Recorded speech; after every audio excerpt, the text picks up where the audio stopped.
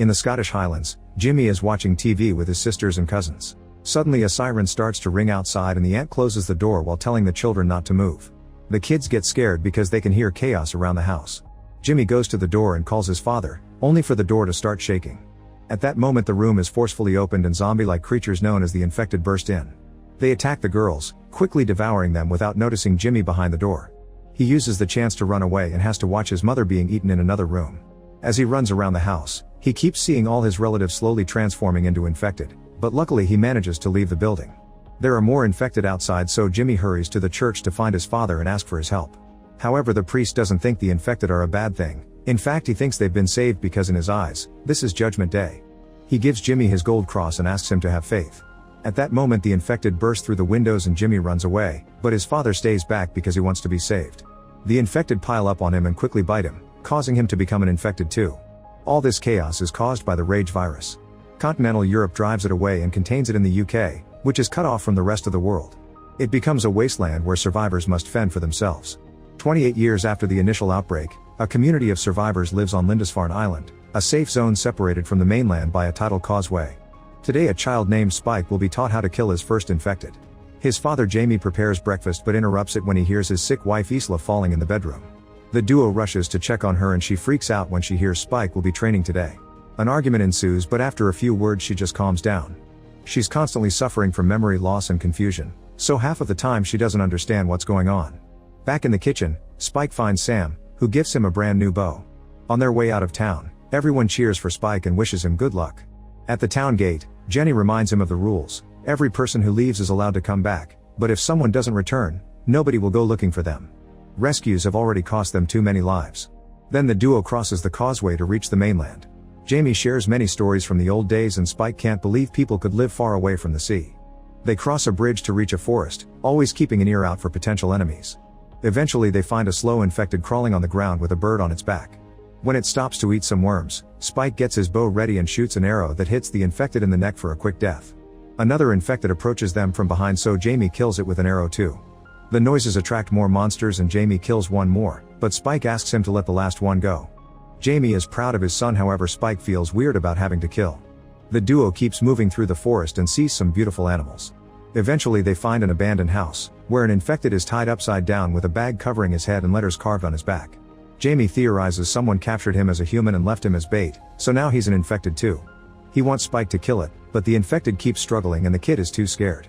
The infected manages to release himself and Spike is startled into shooting, so an arrow to the head kills the monster. Afterward they keep wandering and find a half-eaten animal on the ground. Spike looks up and finds its head and spine stuck on a tree. For the first time today Jamie worries because this could have only been done by an alpha infected. He makes his son move faster and not make any sounds as they keep going. When they reach an open field, they find a horde of infected and their alpha leader, so the duo rushes back to the forest as a chase ensues. The danger doesn't stop Jamie from still training Spike, telling him how to shoot on the move and go for the killing blows, which are the heart and the head. They go back to the abandoned house, shooting every infected that follows them while looking for a safe place to hide. Eventually they find the entrance to the attic and climb inside, closing it before the infected could see them. Hours pass and the duo keeps looking outside, but the alpha never leaves the area. Jamie explains to his son that alphas are bigger, smarter, and need too many arrows to be killed. They don't have arrows left, so for now they'll have to wait. Spike feels guilty because he failed some shots and was too scared to shoot faster, but Jamie assures him he did amazing for his first time. In the middle of the night they see a person with a light and Jamie explains that's the quarantine patrol. On the opposite side they see a fire and Spike is curious about it, but Jamie quickly changes the subject. When Spike falls asleep, he has a very weird nightmare about his mother drowning and structures shaking. Jamie wakes him up because the house is the one shaking and they need to get out. The duo quickly rushes out and manages to escape right before the roof collapses. Knowing that the noise will attract the infected, Jamie and Spike start running home as fast as possible. The high tide has covered the causeway, but it's not very deep so they can still cross it. Suddenly a bunch of birds fly above them and the alpha appears on the causeway to chase after them. Spike slips on the water a few times but Jamie acts quickly to help him, and together they run fast enough to get back on land. Jamie then yells and blows a whistle to alert the guards at the gate. The group turns on the lights to locate the alpha and shoot him with arrows to make him fall. The creature recovers quickly, so the next arrow is set on fire before it's shot. This actually brings the alpha down and Jamie can drag his son to the gate. Jenny makes them wait for a few seconds until she's sure they're not infected before finally opening the gate to let them in. Later at a party, everyone celebrates Spike's return and first kill. Jamie tells the full story, but Spike is uncomfortable with the celebration of so much killing. The crowd lifts Spike on a chair and he's allowed to drink. Eventually Spike is too overwhelmed and rushes outside to throw up. At that moment he sees Jamie sneaking around with another woman and is devastated to watch his father have an affair. Spike goes home, where Sam is watching over a sleeping Isla. After sharing details about his adventure, Spike asks Sam about the fire he saw. Sam thinks that was Dr. Kelson and says that Jamie refused to talk about him for a reason, but he doesn't explain further. The next morning, Isla wakes up with a terrible headache and asks for medicine, but Spike doesn't know where to find any. Then Jamie comes back and Spike can't stand looking at him, so he leaves the room. After a few minutes, Spike gathers the strength to ask Jamie why he hasn't told Kelson to check on Isla. Jamie explains that Kelson went insane a long time ago and shares the story of what happened the last time they tried to visit him 15 years ago. A group of foragers that included Jamie found thousands of bodies on the ground neatly arranged in lines around the big fire. Kelson appeared to take the bodies to the fire and even waved at the group, who ran away in horror. Spike insists that Isla needs help and calls out his dad for his affair, which ends with Jamie slapping him. He immediately regrets it, but Spike runs upstairs to his mother's side. When Jamie tries to follow him, Spike takes out a knife and tells him to stay away from them. Jamie easily disarms him, but he doesn't want to make things worse, so he gives the knife back to Spike and leaves. Sometime later Spike lights a barn on fire, then he runs to warn the guards, saying everyone in town needs help putting out the flames. He promises to keep watch while the adults are gone, but as soon as he's alone, Spike retrieves Isla and they leave through the gate to take the causeway to the mainland. Isla freaks out when she realizes where they are and keeps calling for Jamie and her father. Spike calms her down and convinces her that a doctor will help her. After walking all day, they find a building to spend the night in. Isla is bored of keeping watching and wakes up Spike to share stories from before the outbreak, saying that Spike looks a lot like her father. As the conversation continues, Isla starts calling Spike dad. He tells her to sleep while he keeps watch. Unfortunately Spike is tired and ends up falling asleep as well, so an infected manages to enter the building. It tries to eat Spike's shoelaces and spits them when it realizes they aren't worms. Then it gets close to Spike's face, but when it's about to bite, someone pulls it back. At that moment Spike wakes up and thinks he dreamed the whole thing, but the dead body of the infected is nearby. Isla says she doesn't know what happened, but a flashback reveals she smashed the infected's head against a statue. Meanwhile, a group of soldiers is being chased by a horde of infected. They try to shoot as many creatures as possible, but many of the soldiers are wounded and they don't have many bullets left. Soon the infected catch up to them and start biting them, causing them to transform too. The other soldiers are forced to shoot their teammates and only 3 manage to escape. They reach a tunnel and close the gate before opening fire to kill the infected that get too close. Afterward they explore the tunnel, only to be jumped on by an alpha.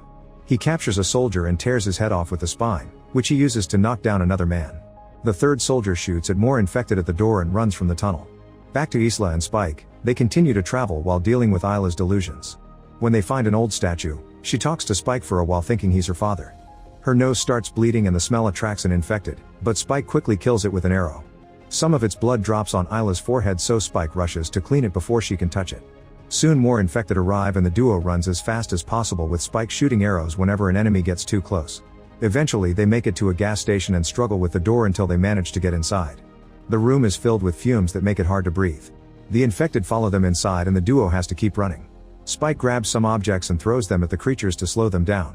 There are too many monsters and they surround them at a dead end, but at that moment a ceiling hatch opens and Soldier Eric tells the duo to hide. Then he opens fire at the infected, and the contact with the fumes causes a big explosion.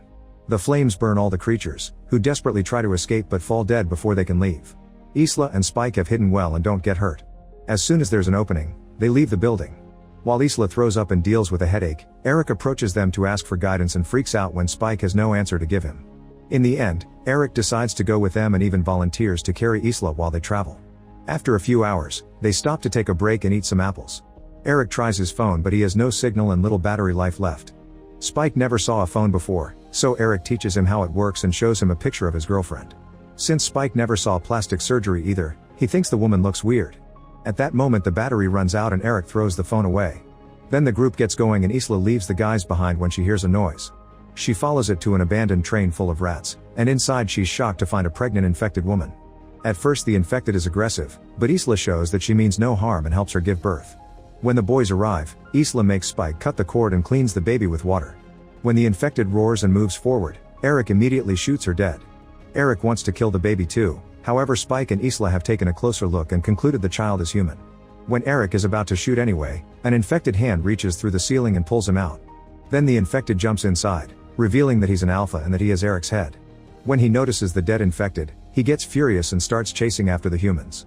As they run, Spike keeps shooting arrows, which don't cause much damage but at least slow the Alpha down. Soon Spike, Isla, and the baby manage to get off the train and the Alpha does the same to continue the chase. However, Dr. Kelson arrives and knocks him out with a sedative dart. Afterward, Kelson introduces himself, explaining he keeps his body covered in iodine because it protects him from the virus. He takes Eric's head, as he calls the Alpha Samson, and says he's lived in the area for 3 years, but usually Kelson keeps his distance. Spike asks the doctor to help his mom and Kelson agrees to take them to his bone temple, which is a shrine-like place that he's created to remember the dead. Thousands of bones have been tied into pillars and skulls have been piled to make a tower. Kelson has used both humans and infected because he thinks they're very similar. Eric's head is thrown in the fire, and once all the flesh has been burned off, Kelson washes the skull and asks Spike to add it to the tower. Afterward, Kelson hears the story of the baby and concludes the placenta protected her from the infection. He runs a variety of tests on Isla and determines that she has terminal cancer. While Isla cries, Spike freaks out because he doesn't understand that he can't just steal some medicine to cure her. Isla comforts her son and admits she had been suspicious of cancer for a while, but she hadn't been sure. Keeping Spike's eyes away, Isla makes a gesture for Kelson to show her consent for mercy. Kelson teaches him about the concepts of memento mori and memento amoris, which means everyone must remember to die in love at the right time. Isla puts the baby in Spike's arms before following Kelson to the forest, where he puts her out of her misery. Spike thinks about all the happy memories with his mother until Kelson comes back with Isla's clean skull. After handing the baby to the doctor, Spike climbs up the tower and puts Isla's skull at the very top as the sun rises. In the morning, Samson appears running on the field, so Kelson pushes the kids into a secret pit he's built for protection. Samson finds them and roars at them as he tries to remove the lid, but he can't and gives up. The group thinks they're safe, however Samson comes back by breaking through the wood and grabs Kelson, shaking him around before starting to choke him. Spike gets one of the doctor's sedative needles and injects Samson's arm, which instantly puts him to sleep and saves Kelson. Afterward, Spike makes his way back to town with the baby in a basket. He names her Isla and leaves her with a note outside the gate for Jenny to find. The note is taken to Jamie, who reads it to learn that Spike is gone and doesn't want to be found. The letter also clarifies that Kelson isn't crazy and the baby is clean. A desperate Jamie runs out of town to find his son, however the tide is too high and he can't go far. 28 days later, Spike is wandering around the mainland and surviving on the animals he hunts. When an infected tries to approach him, he easily kills it with one shot. There are more creatures coming, so Spike has to run away. The road is blocked by a big rock wall, but luckily only one infected finds him there and Spike kills it too. Suddenly someone makes a noise of surprise and Spike turns around to discover an older Jimmy, who is still wearing his father's cross. Jimmy is impressed by Spike's skill and reveals he has his own team. There are more infected coming, so the group jumps off the wall and fights together to bring down all the creatures in a matter of minutes. They laugh while doing it because they enjoy brutally killing like this. Jimmy celebrates the victory with a cheer and tells Spike that they should be friends. Make sure to subscribe and turn on notifications so you can watch more videos like this. Thanks for watching.